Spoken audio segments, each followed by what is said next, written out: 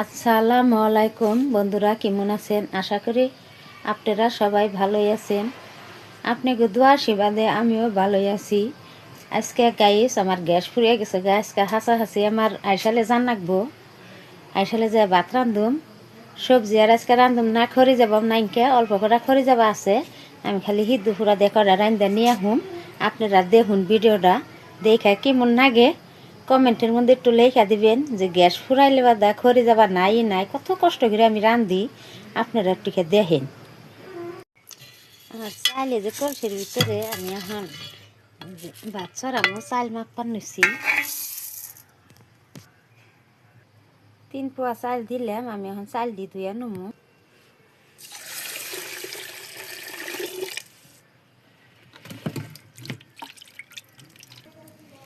জাল ধরাইতে কত কষ্ট দেহ বন্ধুরা, আমি ঠুঙ্গা মুঙ্গা দিয়ে জালটা ধরাবার নিছি, তাও জ্বালা হারতাইছি না। জালটা এখন আমার জ্বলছে, ভাতের রাইন উঠিয়ে দিলাম। বিসমিল্লাহ বিসমিল্লাহ। এই আলু আলু দুইটা আর চুখা বাগুন আনসাল কালকে, তাই দুইটা চুখা বাগুন আনসাল, তাই আমি এখন হিদ্দু দিয়ে কটা ভাত বানাম। ভাতের রাইনটা আইসালে দিছি বহে, ওই যে জালটাও আমার ধরছে, দেখেন আপনারা। এখন কীরকম করে রান্ধি, আলুটা কি ওখানি দিয়ে দিমু নিহি, পুরান আলু যেহেতু ওখানি দিয়ে দিই, ভাত হইলে অল্প করে না, আবার হিদ্দ হবো না। ওখানি দিয়ে দিলাম আলু কটা। আমার ভাত বলক উঠে গেছে গা, আগুনও জ্বলছে সুন্দর, চুলায় সুন্দর বলক উঠছে। ওখানে আমি আর একটু পরে দিই টমাটুমটি দিয়ে দেন রাখবো। ভাত বলক উঠছে বন্ধুরা, আমি এখন এই যে টমাটুম দুইটা হিদ্দু দিয়ে দিব, নইলে টমাটুম ওখানকার টমাটুম ভক্ত থাকে, ওখান যদি না হিদ্দু দেয় তাহলে হবো না, হিদ্দু হবো না, সেদিনকে আবার খান যাবো না। সেই জন্য আমি ওখানে দিয়ে দিলাম ভাতের মধ্যে হিদ্দু।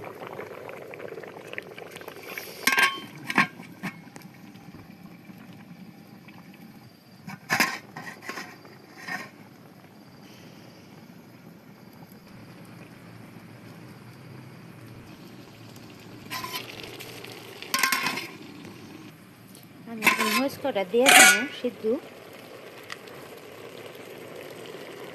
মরিচ কটা দিয়ে দিলাম।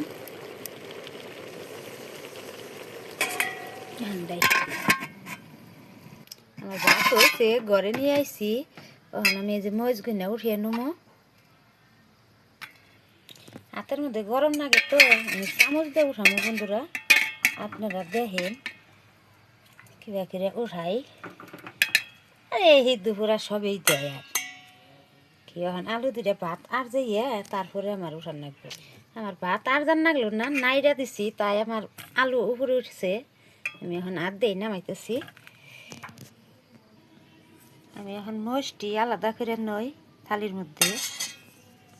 আমি এখন টমাটোগুলা আলাদা করবো, থালির মধ্যে থুই। দিনের ভাত উঠছে তো এই ভাত গুনে করু নাকবো, আর আলু কটাও ছিলানো নাকবো, কিন্তু এক হাত দিয়ে ভিডিও করে আলু ছিলানি দেখান যায় না। আমি আগে ছিলিয়ে নই, তারপরে আপনি দেখামো, আপনারা ভিডিওটা দেখতে থাকুন। আমি আলুটা ভাঙ্গে টিকা জোড়া বানিয়ে দিই, নাহলে গরম এনে ভর্তা বানাইতে হাত জ্বলবো। ঠান্ডার দিন আবার হাত জ্বলে না, ঠান্ডার দিনে, গরমের দিন হইলে হাত জ্বলে। আমি অল্প লবণ নিলাম, মরিচটি যেহেতু ডইলা নই আগে।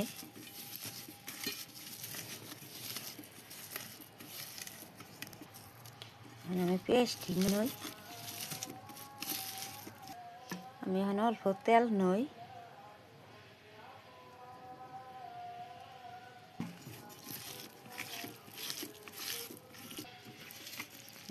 এইখানটু মরিচ টমাটুম ভর্তার মধ্যে দিলাম, কিন্তু টমাটুম ভর্তা টিকা জাল নাই আবার ভাল লাগবে না। এইখানটু আমি আলুর মধ্যে দিই।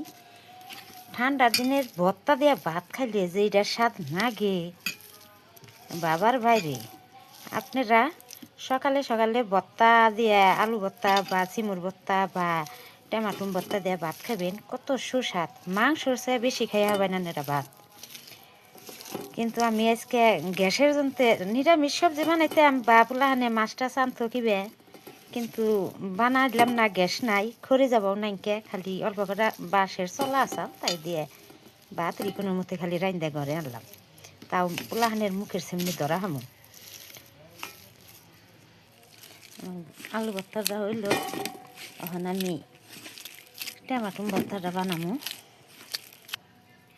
আমার আলু ভর্তা হয়েছে, এখন আমি এই যে টমাটো ভর্তা বানাবো।